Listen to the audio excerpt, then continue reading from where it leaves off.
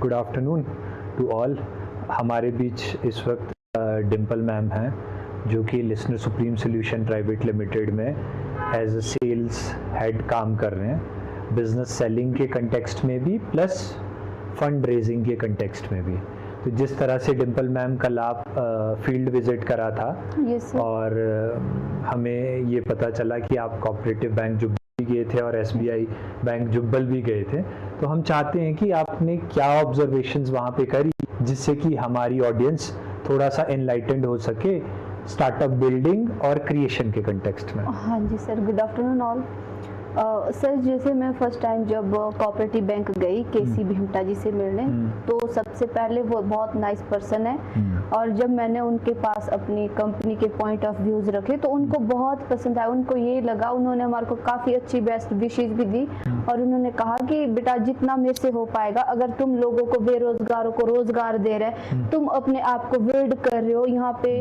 जैसे मैंने उनको बताया कि हम कंपनियां बनाते हैं प्लस उनको सेल करते हैं, तो उनको ये लगा कि यार तुम कंपनियां बनाते हो तो वहाँ पे तो तुम जो कंपनी बना रहे हो वहाँ पे तुम बहुत सारे एम्प्लॉयज को रोजगार भी तो दे रहे हो और जिनको तुम बेच रहे हो फिर उनका भी फायदा है और वहाँ पे भी एम्प्लॉयज की फिर नीड पड़ती है। तो उन्होंने वो चीज़ को बहुत अच्छे से समझा।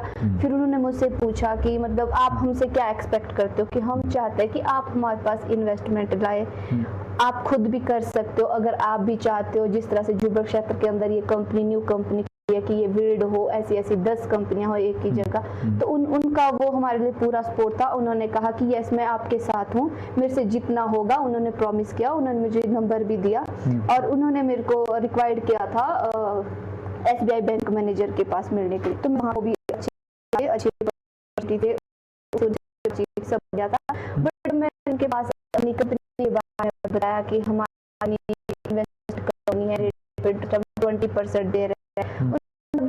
अच्छे बातचीत की, मतलब लास्ट में उन्होंने कहा कि तुम करते क्या हो उस बिजनेस का जो तुम क्रिएट। मैं कहा सर हम बिजनेस बनाते हैं और उसको फिर बाद में सेल आउट करते हैं। तो उनका क्वेश्चन था कि तुम फिर बिजनेस बनाते ही क्यों हो। अब सर बैंक मैनेजर ये बात कर रहा है कि तुम फिर बिजनेस बनाते ही क्यों हो, तो सर इस पे क्या जवाब देना चाहिए था उनको? नहीं, आपको क्या इसमें ऐसा लगा कि उनका स्टेट ऑफ माइंड ऐसा क्यों है, उन्होंने क्यों बोला? क्या वो पॉजिटिव चीज़ है, क्या वो नेगेटिव कंटेक्स्ट में बोल रहे हैं? आपको क्या समझ आया? आप फर्स्टली तो मुझे सर नेगेटिव ही लगा, बट जिस तरह से वो एक जिस पोस्ट पे डिजर्व करता है, तो एक नॉर्मल आदमी अगर ये चीज बोलता तो 10 मिनट के लिए मुझे भी एक सेटिस्फेक्शन होती कि कोई बात नहीं, जो मैंने सीखा है वो अभी आप वो चीज नहीं सीख रहे हो, बट जो आपके पास वो मेरे पास नहीं। बट एक बैंक मैनेजर अगर इस तरह की बात कर तो काफी शॉकिंग बात थी। तो ये तो चलो उनका एक पर्सपेक्टिव था। तो जैसे आपने उस वक्त मुझे भी कॉल किया, मुझे भी कॉल आया, मैंने भी उनसे बात करी, तो वो चीज़ को मैंने भी उसको आइडेंटिफाई किया जो आपने पर्सपेक्टिव करा है। उसके बहुत सारे रीज़न है कि आप सोचते हैं कि जो फाइनेंशियल इंस्टीट्यूट में बैठे हैं और जिनका काम फाइनेंशियल अवेयरनेस को बढ़ाना है, उनके पास कंटेंट होगा, तो उसकी बहुत कम संभावना है। क्योंकि मैं भी डेली बेसिस पे बहुत सारे फाइनेंशियल इंस्टीट्यूट में जाता हूँ, तो जब मैं वहाँ पे ये ऑब्जर्व करता हूँ कि आपको जान के हैरानी होगी कि बीइंग अ बिजनेस एंटिटी अभी तक हमारे पास बिजनेस लोन ही नहीं है। तो आप सोचो एक business entity without business loan के कैसे सरवाइव करेगी? उसका रीजन भी है। जैसे आपने कॉल करा तो मैंने उनसे पूछा कि सर एक 50 लाख का हमें स्टेट मुख्यमंत्री स्वावलंबन लोन से अप्रूव था जिसमें 10 लाख सब्सिडी थी।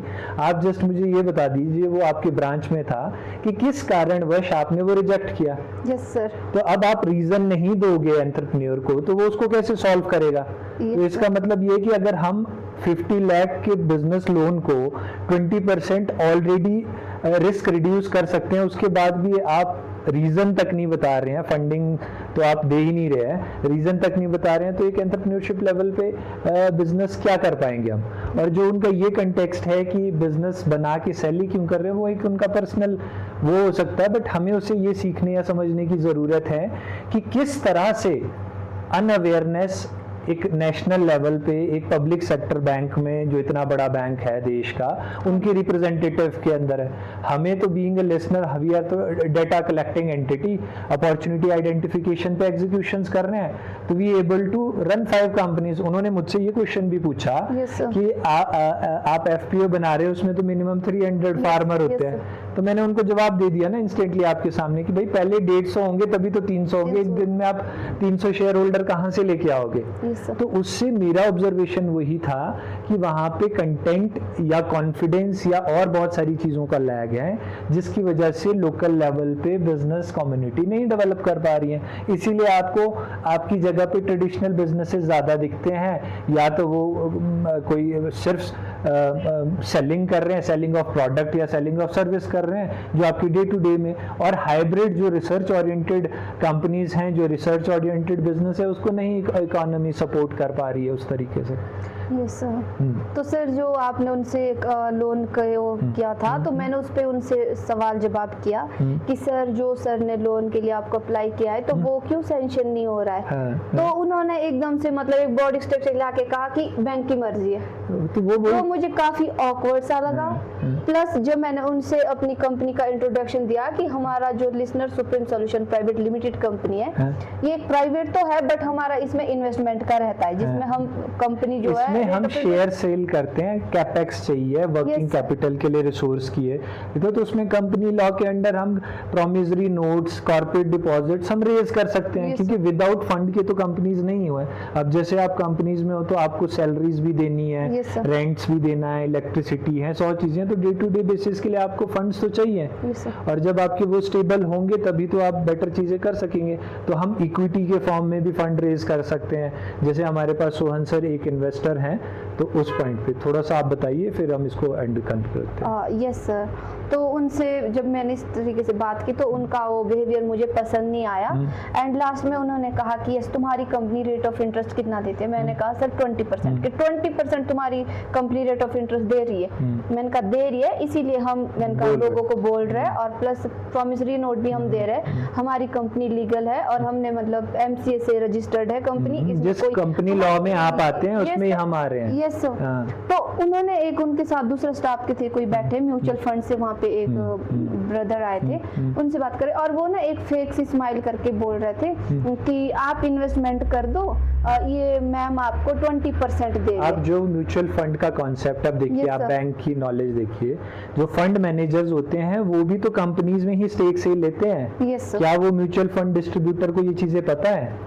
अगर पता होती तो वो भी एक एंटरप्रेन्योर होते, बिजनेस रन करते, जो कि नहीं पता है। इसीलिए वो चीजें ना होने के कारण वो इस तरह की सिचुएशंस क्रिएट होती हैं। तो म्यूचुअल फंड्स भी कंपनीज में ही स्टेक्स बाय करती हैं। जब स्टेक्स सेल होते हैं तो उससे वो प्रॉफिट मार्केट को भी देती है और वो अपने लिए भी सस्टेनेबिलिटी जनरेट करती हैं। तो इन शॉर्ट मेरी जो समझ है as a person, as a entity head, वो यही है कि कंटेंट बहुत ज्यादा लैग कर रहा है। कंटेंट लैग करने के कारण आप कॉन्सिक्वेंसेस देख पा रहे हैं। तो उसमें मार्केट सिनेरियो यही है कि अब जब आप ऐसे इंस्टीट्यूशन के पास जाके आप ये कंटेंट मिलता है तो सोचिए कि फिर वो बायर भी किस तरह के वहां पे होते होंगे।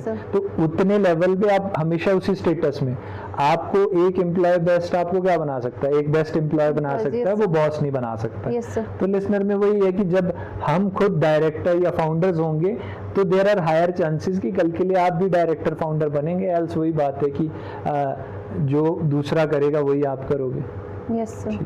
Thank you. Thank you.